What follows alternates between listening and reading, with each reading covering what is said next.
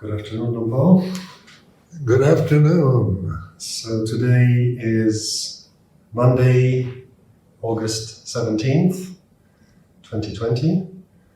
Thank you for offering another opportunity for all of us to hear some Dhamma. So today's first question is about meditation method. You have a way of teaching meditation where you really emphasize watching the mind. And a lot of meditation teachers emphasize techniques that are geared more towards developing concentration. Could you say something about those two, please? Well, like the concentration exercises are what we call samatha meditation. And their main purpose is for tranquility, because the minds are very active and we think all the time. And therefore, we create excitement or depression or moods according to what we're thinking in the moment.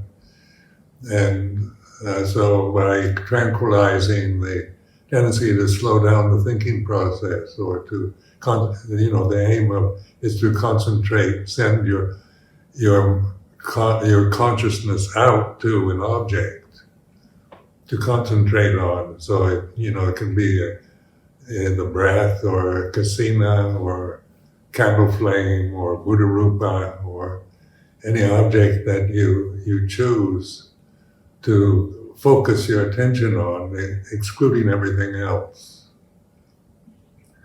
So that is certainly a valuable technique.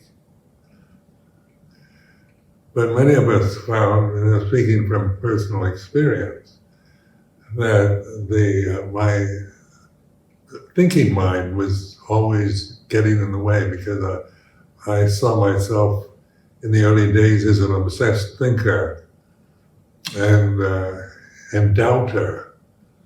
And I found, even though I could get the level of concentration through samatha practices, through concentrating, I found that when I stopped concentrating, the mind was back again in its usual frantic movements of thinking and worrying and anxiety and self-consciousness.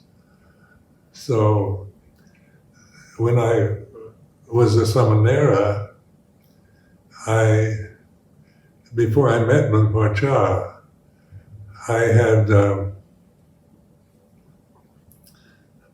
I had this one book, The Word of the Buddha.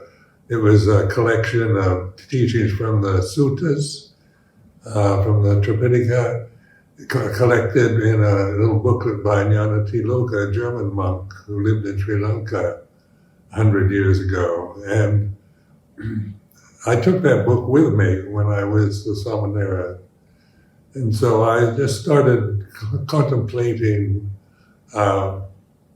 the Four Noble Truths, because the whole emphasis on that book, Word of the Buddha, was about how to develop insight into those Four Noble Truths. Well, that had my real interest, because, the first Noble Truth is suffering. And, I was certainly suffering a lot, being alone in a situation where I didn't understand the language, and everything was strange and different. And I never spent any time alone like that in a little meditation hut in Nong Khai province. So there was a lot of suffering, and so the First Noble Truth, I began to observe it. I had this insight that he said, that the practice of understanding suffering is one of the insights. And this was the first sermon of the Buddha after his enlightenment, to his 5 colleagues, the 5 friends that he left behind to go and seek enlightenment somewhere else. And this is, then it began to make sense that and so I just watched the suffering I created through thinking. And I became aware, that I had insight one day, a really strong insight that absolutely surprised me, was I had to stop thinking. And I thought, that's impossible, I can't stop thinking, I try to stop, I try to use willpower, and just force myself to not think, but it takes all my effort to control it. And then when I let go of the effort, the thinking all rebounds back, stronger than ever. So it seemed impossible. But also, one of the main teachings that I followed over the years, when I met Luang the following year, I'd taken the higher ordination, the bhikkhu ordination, and went to live with Luang in Ubon. And he was emphasizing the Puto. It's the kind of the word of it's the name of the Buddha in a kind of mantra style, to use this one word to if you're going to think, just think this one word, Puto. And and in Thai it's called Puto, but it actually means Buddha. And so I found that really helpful, because in Thai language, they translate Puto as Puru, the knower, the knowing. And that's what I began to find, recognize that I was aware of suffering, and that awareness itself wasn't suffering. The suffering was the mood, the state of mind, or the thoughts I had to think, I had to attach to ideas, and where I created suffering. And one of the insights into the Noble Truth is to let go of conditions. So I practiced letting go of, what I saw, just of being the witness, the knower, the knowing itself. Not like someone who knows, but just the reality of knowing in the present moment is like this. So then, over the years, I meet many people with the same problem. And living in England for so many years, people are well educated and they think all the time. And so, they could relate to my teaching very well, because many of them failed at concentration practices, but when it came to actually being the knowing in the present moment, they could actually do that.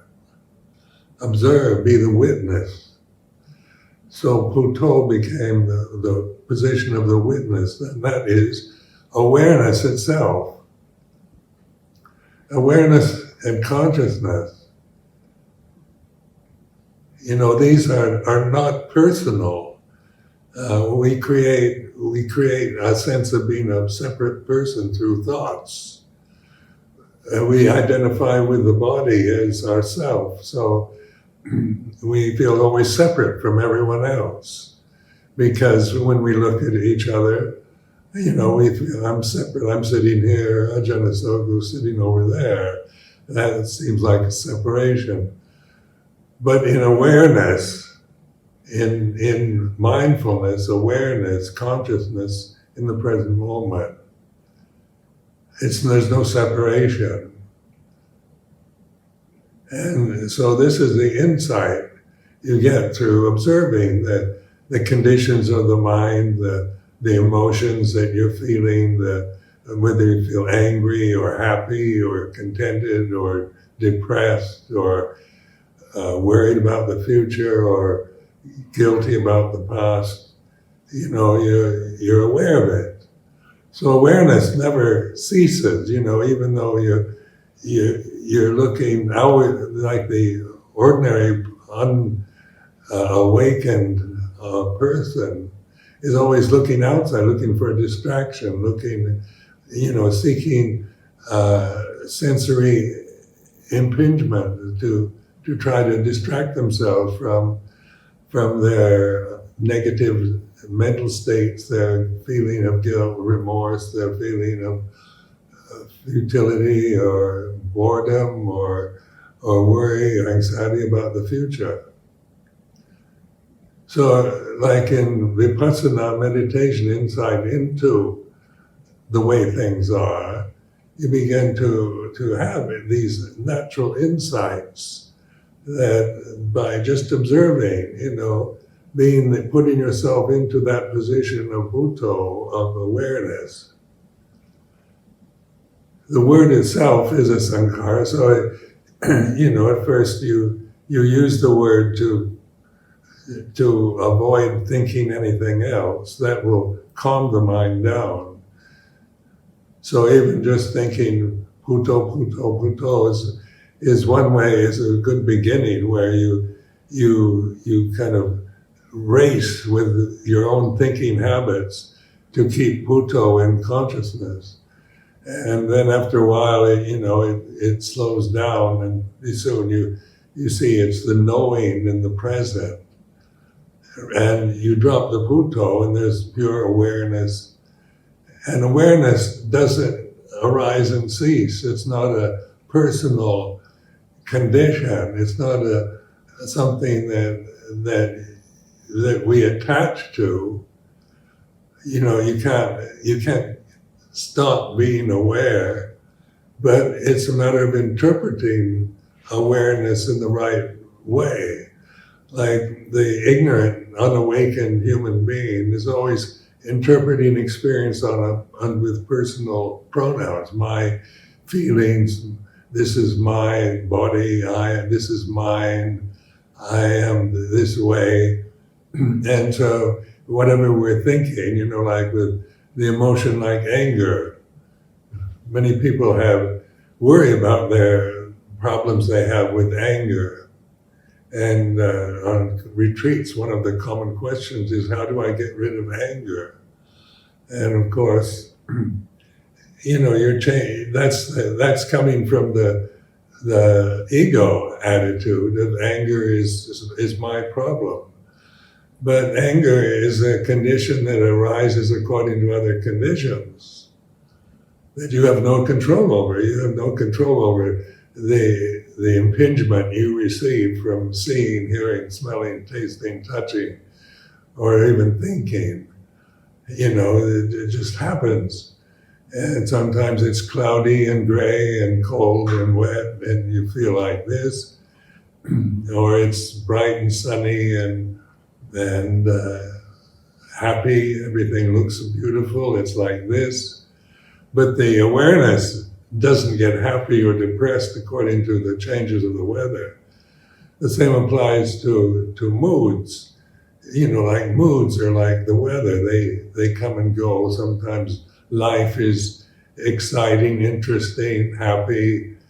Other times it's depressing and disgusting and unfair and unjust, and it's like this. But these moods come and go and change according to when the conditions change. But what doesn't ever change, is conscious awareness.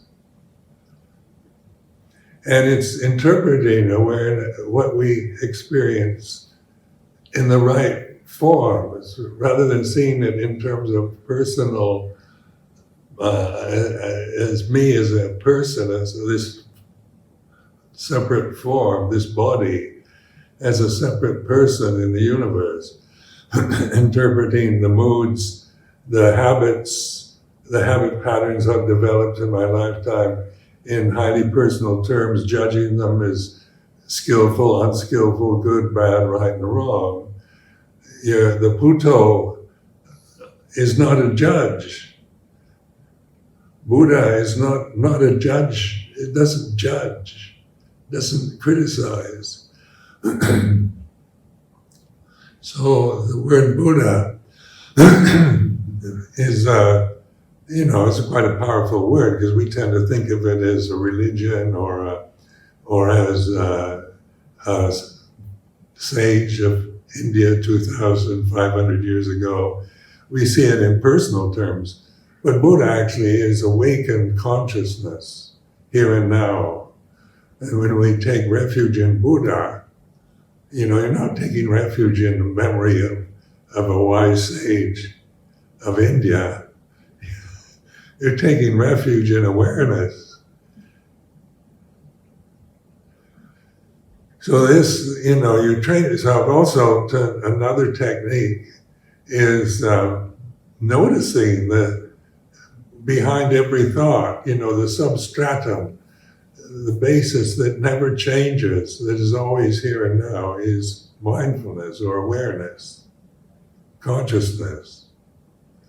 It's, no matter what the state of mind, what state of your health, whether you're male or female, or healthy or sick, awareness doesn't take on qualities of good, bad, right, and wrong. It's not judgmental. Recognize that the judgmental side that we experience is a condition, conditioned by language and the identity with the physical body and with the five khandhas, or the body, the feelings, the memories, the emotions, and consciousness through the senses.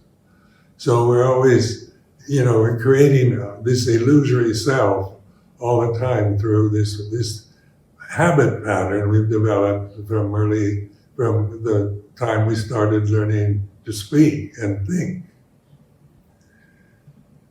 Now is the time to change that, to begin to investigate. It's not an annihilation of personality, or it's not a judgment against the conditioned realm of what we see, hear, smell, taste, touch, think, feel. It's not about judging it, but recognizing that all these conditions are impermanent and change. And we're looking for stability, for love, for peace, and all we're getting through our attachments to conditions is change. So when you're young, you're hoping to find the right person and live happily ever after, but conditions change. Forever after is an imagined state in the future, which, in itself is impermanent and untrustworthy. So we get disappointed in our relationships because, life isn't about living happily ever after in a physical body, which will inevitably get old, get sick, and die. But what is eternal and trustworthy is awareness. So many times you contemplate that, the reality of the here and now, because when you start investigating, you realize that experience is always here and now. You don't experience the future or the past. And then you ask yourself the question, what is the past of this moment? Right now I'm sitting here in my kuti, reflecting, and the past is a memory. Like yesterday, I was sitting here like this, but not being photographed. It's a memory in the present. And so memory always arises and ceases in the present. What is the future right now, tomorrow? And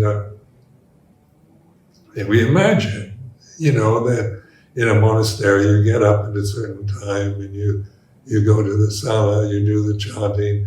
You think that's what we're expecting tomorrow.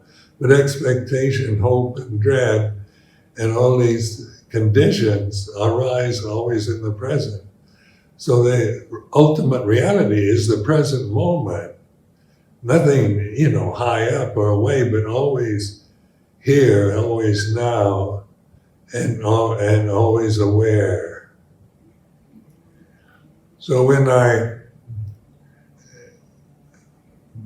years ago in reading the scriptures, in the Buddhist scripture, the suttas, I became aware when the Lord Buddha was enlightened, he made this pronouncement, the aparuta de sangamatasa tawara ye sodawantaba munjantu satang, which translates into English as the gate to the deathless is open. And this is like a pronouncement. It's not like imagined. He wasn't theorizing or imagining the gate to the deathless. And what is the deathless? Everything, all the conditions that we identify with, all about change and old age and death. They can't sustain a peak moment in your lifetime. You have peak moments where everything is perfect or seems perfect. And I call that a peak moment of experience, but it's always here and now. And it can't be sustained because its very nature is dependent on so many other conditions like old age, sickness, death, loss, and fear, and who knows what you can imagine for the future, which even at the peak moment can bring about worry and fear about what will happen to me when all this isn't present anymore. So we can spend our lives worrying about the future. Anxiety is a good translation of dukkha or suffering, because in the terms of the future, what you can imagine, at this time in the history of the planet, the future doesn't look that promising, like living happily ever after in a peaceful world of democratic systems that are completely honest and not corrupt. That's an ideal, but that's not going to happen because the present conditions that we're experiencing with the climate change, with the COVID-19 virus pandemic, with so many unknown factors, or factors that we become aware of that are changing in a way we don't want them to. So the future is, at this moment in time, for every single one of us, every human being living on this planet, is what we don't know. It's possibility, it could be everything, climate change changes for the better, the COVID virus disappears from the planet. This is wishful thinking about the future. And we're aware wishful thinking is impermanent. It might help us feel better if we hear, how many people want to hear the depressing news of the state of the universe at this time? Tell me everything is okay, even if it's not. I just want to believe everything is okay. And this is the delusions we create in the present because we're not aware of, we're not interpreting our experience, the experience that we're having in the present moment. We're not interpreting it with wisdom, but with the ego, the self-view, the delusions that we've been conditioned by through culture, through religion, through education. We all have formed definite views, opinions of what's right and wrong, good and bad, and so you recognize You're not born with these ideals of right and wrong. You acquire that through social conditioning, cultural conditioning, through religious conditioning, through your parents. And that's why there are so many conflicts, because we don't recognize the unity that underlies all the differences, which is awareness itself, is unifying. The conditions, you can't unify the conditions because their nature is to be different. Some are good, some are bad, some are high, low, right and wrong. You can't unify all these different complicated conditions that are changing. Any kind of hope for unity and permanent peace in the world through conferences, through meetings and agreements like United Nations. I remember when it was formed after World War II. I was like 12 years old then, and it was kind of the hope of the world. There would be another world war after World War I, World War II. The United Nations, we'd all get together and agree on proper behavior. And to this day, there's endless criticisms and disappointments about the United Nations because they haven't been able to achieve what they've set out to achieve, which was good. United nations united in wisdom. Can you get any better than that? But it's not the way things are. And the Buddha was pointing to the way things are. All conditions are impermanent. And that reflection on impermanence is important to prove to yourself, not to just believe what the Buddha said or what I'm saying, or to question it, but to investigate. What you see, hear, smell, taste, touch, think, emotions, do you have any permanent emotions or permanent memories? They come and go according to other conditions. So just by investigating in this simple way, you begin to have the insight, for yourself that all conditions are impermanent.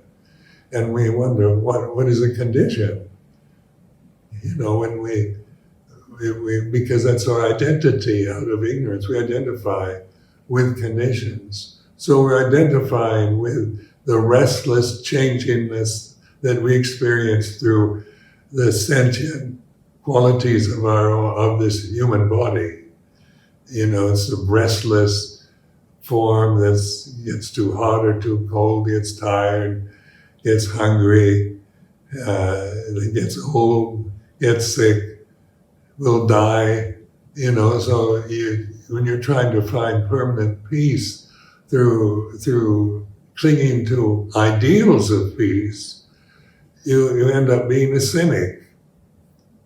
You become cynical about life, about politics, about the world, because all politicians are corrupt and dishonest, and that's depressing because you want politicians to be honest and trustworthy.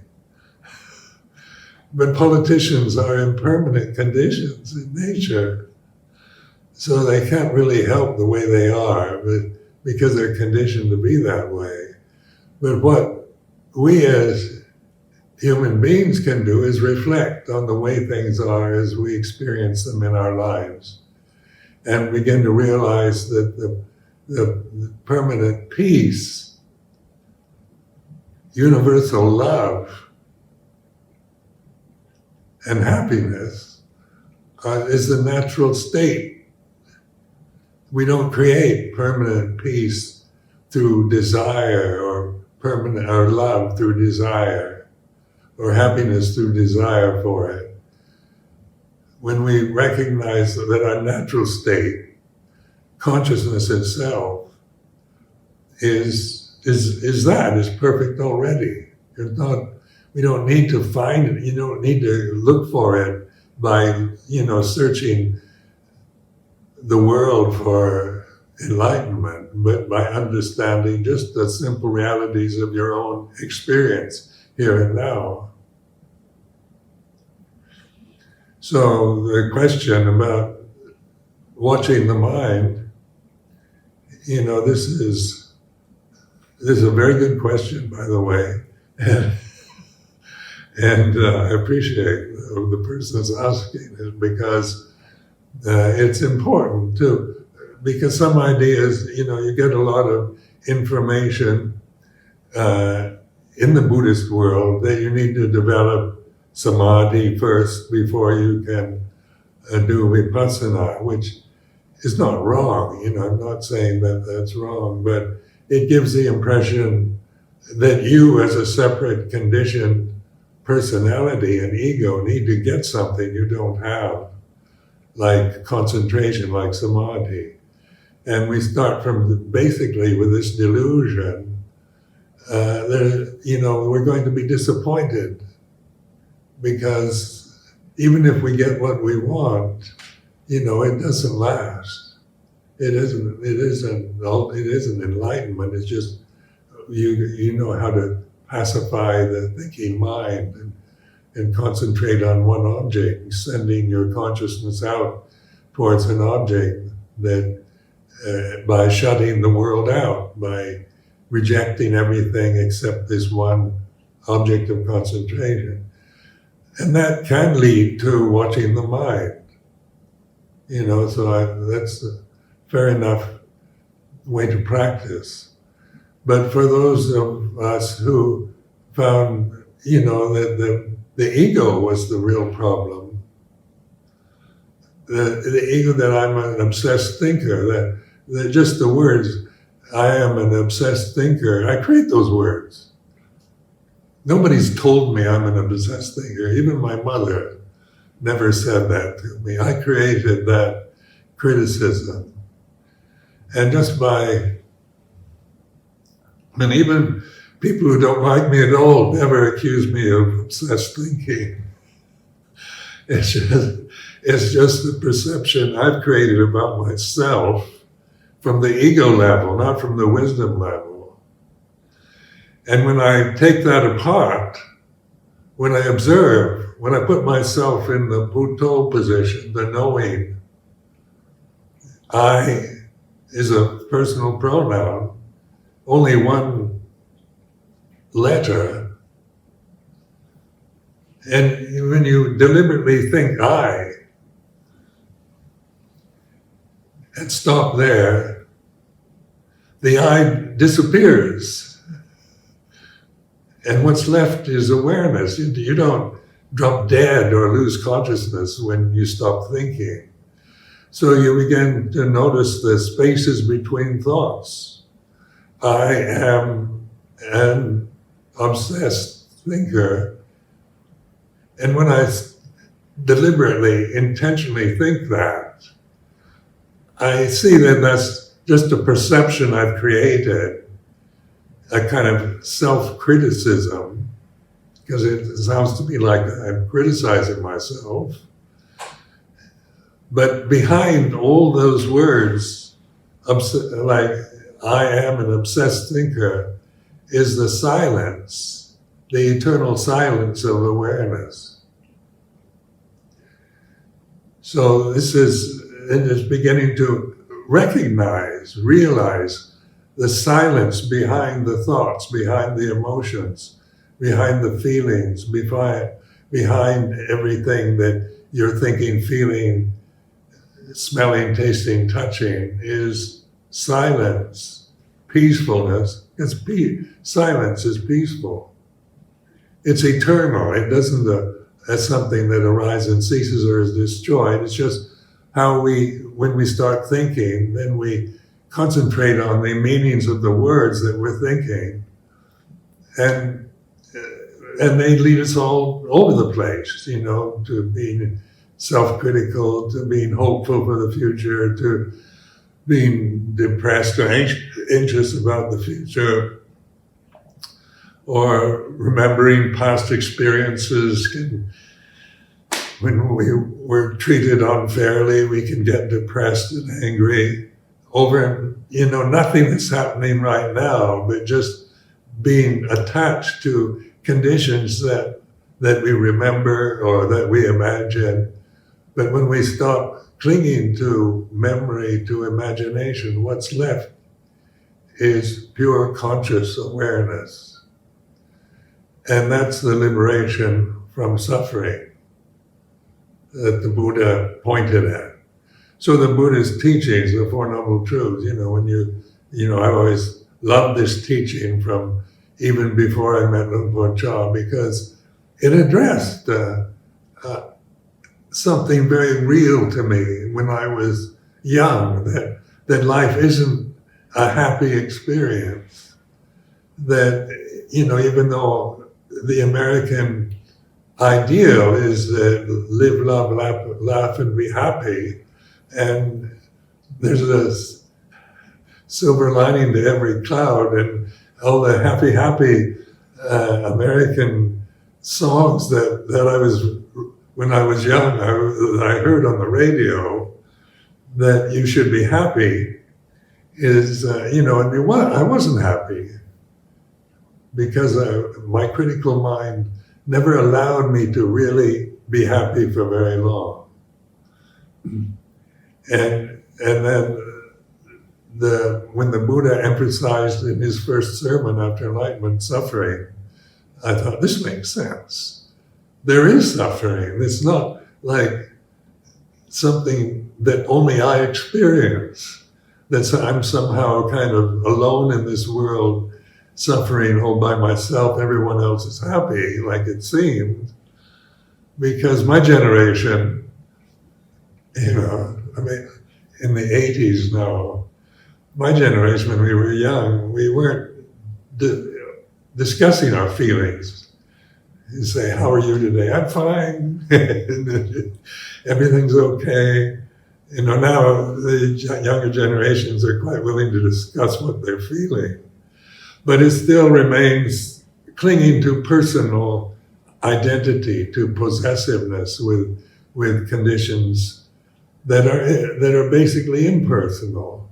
Even though they give the impression of being personal, they are empty phenomena, just an empty phenomenon that comes and goes, arises and ceases.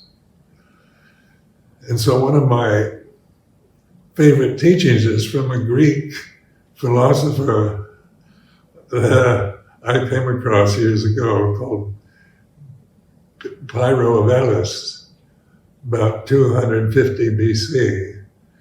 And generally it's called the Greek Buddha, but it's very succinct, very direct in the fact that it says, by refraining, what is it? By suspending judgment, by confining oneself to phenomena or objects as they appear, and by asserting nothing definite as to how they really are, one can escape the perplexities of life and attain an imperturbable peace of mind. So, this is a universal teaching, not just Buddha's teaching, because it is the reality of our human existence. It's not just a metaphysical idea or a recent technique, psychotherapeutic technique. This was discovered by Buddha 2,564 years ago. And then Pyrrho of Elis and probably many others especially in the Eastern world, in India and China, their basic religions are about awareness. Another important thing to question is, how to interpret words like faith and belief. Because the second part of the gates to the deathless are open. What are the gates to the deathless? Where are they? The gates to the deathless are open. It's a pronouncement, in the scriptures, the Buddhist scriptures, suttas. No, I think Buddha wouldn't lie to us. He's saying something very wonderful, really, the deathless, where, all we think of is that we're going to die because the body, is going to die. We all are aware that we're going to die. And there's a joke about the permanent illness of birth, terminal illness, because it's going to end in death. You can make a joke about it. But we want to hear that everything is okay, and that they'll find some kind of medicine, that modern science will find some life-reviving medicine. We can live 200 or 500 years, where some people have their bodies frozen when they're dead, so that when modern science comes up with a new drug to inject into the frozen corpse, it'll come alive. It's rather eerie when you think of it, like a Frankenstein horror show. But people have this idea that experience is the body alone, the sense world that we create in our minds is our reality. But ultimate reality, the deathless, Amatta Dhamma, or the deathless reality, the gate to the deathless is awareness, conscious awareness. And that's here and now. So when the Buddha said the gate to the deathless is open, we don't have to look for a gate, really. It's just a figure of speech. But the gate is here and now. It's awareness, conscious awareness. So it's not something that far away or difficult to find. It's what you really are, and you begin to just by considering that, like, what is it? Where is the gate to the deathless?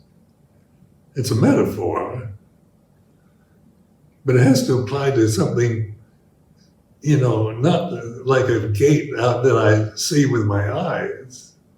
But a gate is an entrance, isn't it? Entrance to the deathless, here and now. Amatta Dhamma, deathless reality.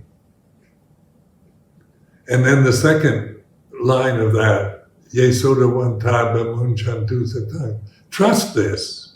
Those who hear me, those who hear this teaching about the gates to the deathless open, trust. This is faith.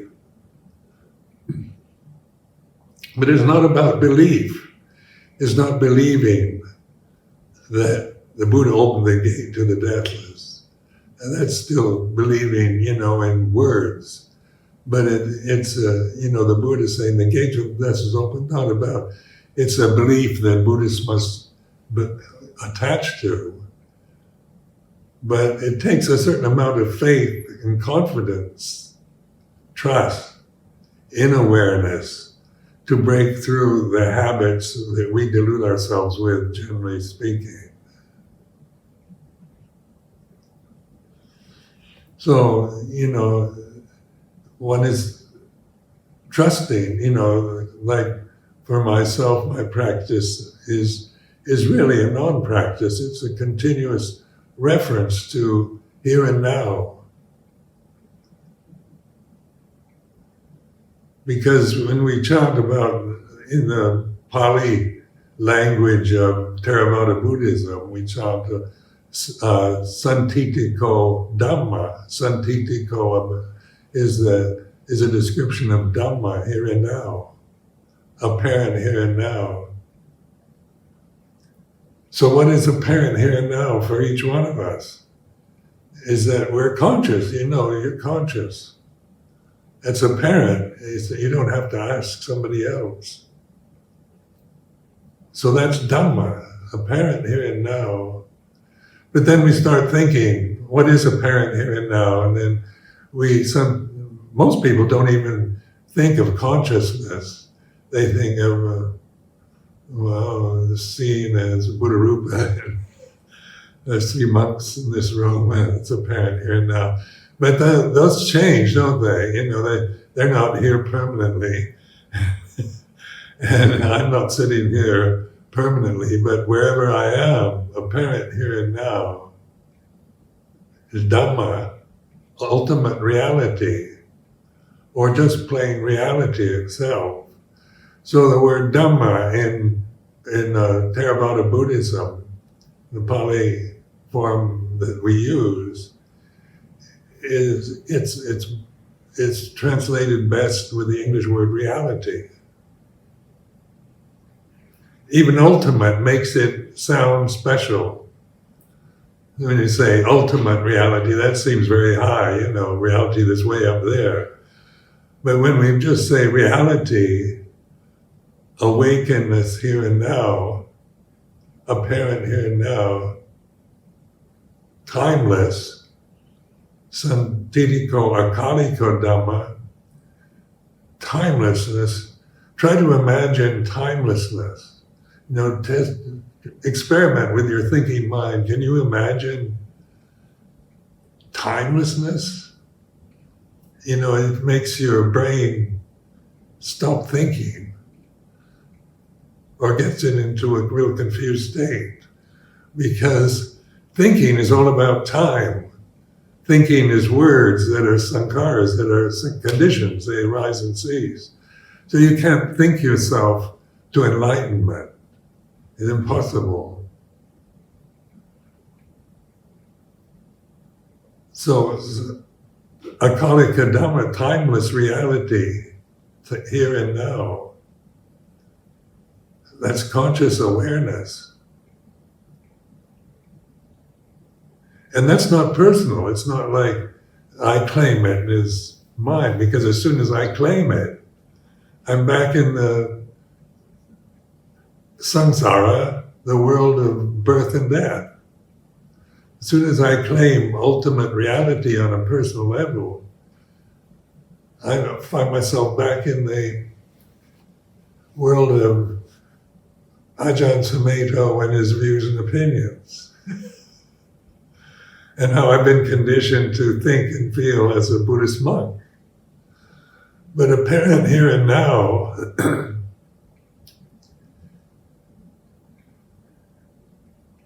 timeless, I found these reflections, because in Buddhist monasteries in Thailand and in England, they chant this every morning, every evening, part of the traditional Pali chanting translated into English in England or America. It translates Santitiko, Akaliko, Ehi Pasiko, Opanayiko, Budgetang, Weti Dapo, when you chant that. I learned to chant that before I understood what it meant. I could chant it. And even I learned the Thai translations first. Then when I went to live in England, 1977, I translated it all into English. And then I really contemplated refuge in Dhamma, apparent here and now, timeless. Ehipasiko means encouraging investigation. It's like an invitation to investigate here and now. Not just believe in Buddhism,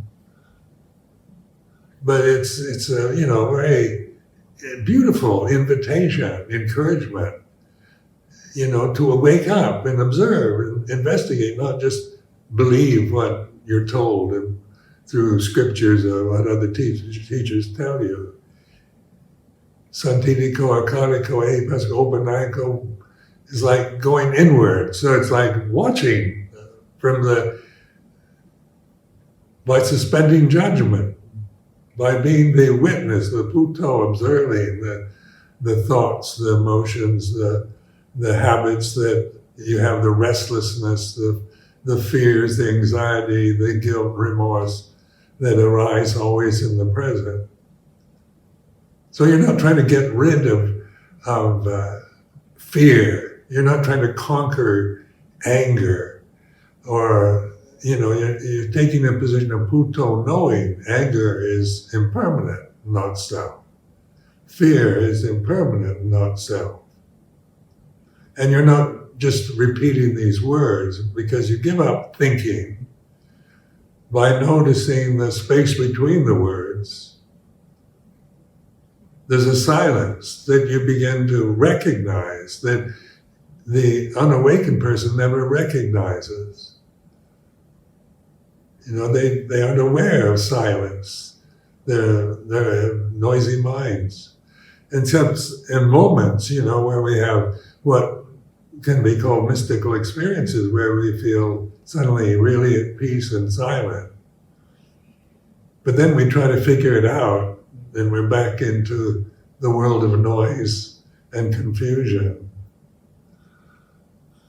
But when we investigate here and now, it doesn't mean there's anything to investigate, so pay attention and recognize the silence when the puto disappears.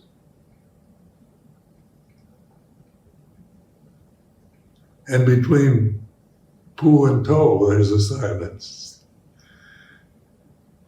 And even the puto is Buddha, or awakened consciousness. So it all comes together in the sense of the perfection of reality here and now that is available to every one of us, every human being.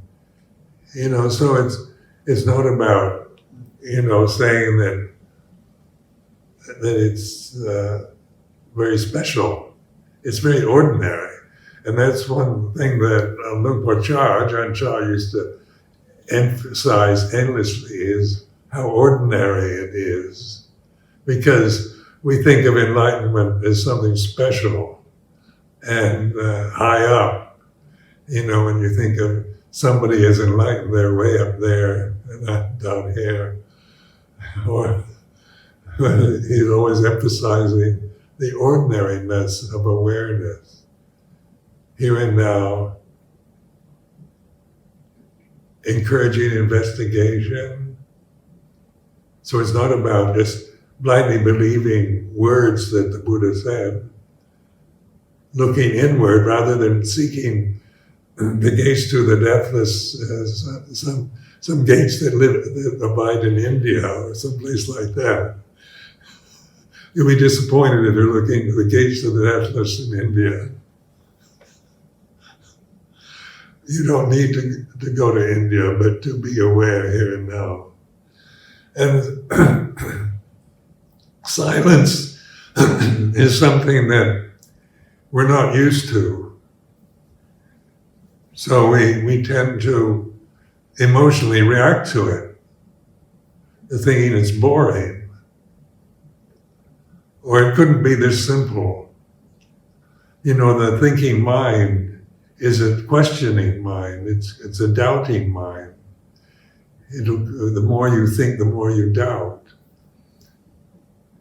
So when you think about this silence, this stillness that is a substratum, the basis of experience here and now, is not something far away or difficult to recognize or realize, but it's ignored for the habit patterns of our restless thoughts, desultory thoughts, our conditioned habits, our cultural conditioning, our religious conditioning, everything that we've been told that we operate from the conditioned realm as a person, as an ego, which is based on belief that sankharas are our reality. So, now I'm considering returning to live in the UK, and I'm thinking about my passport, which is European Union, not the future.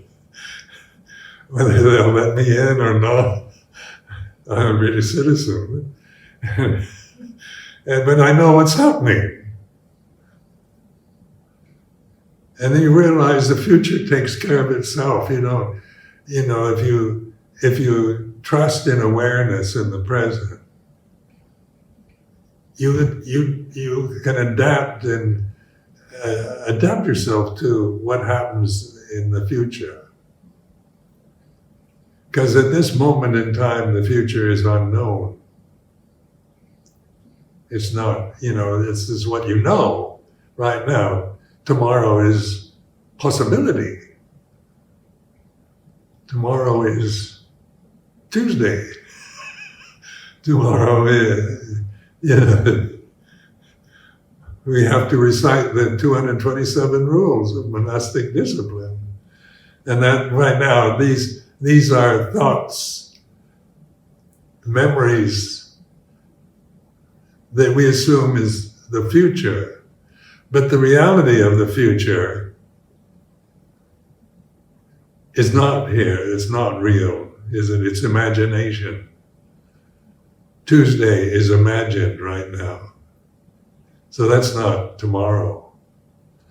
But there's always now, here and now, Paccuppanna Dhamma, that we effortlessly, we always talk about effort and putting a lot of effort into meditation because, the thinking mind thinks you have to work hard to get enlightened. And you've got to, put forth a lot of effort. And this is the very strong cultural conditioning of especially the Western world.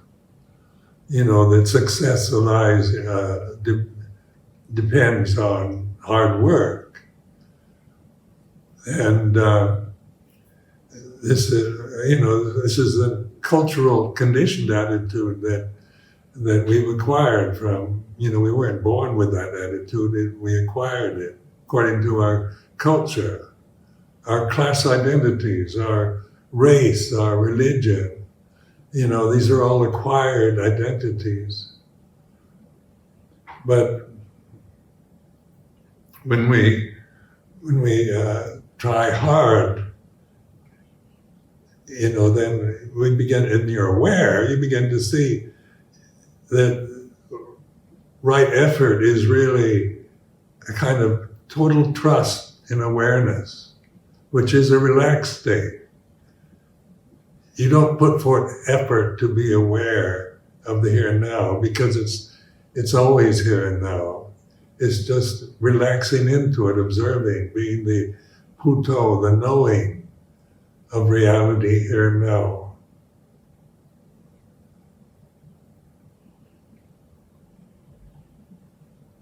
Do you have any further questions? I think it's enough for today. Thank you very much for those reflections.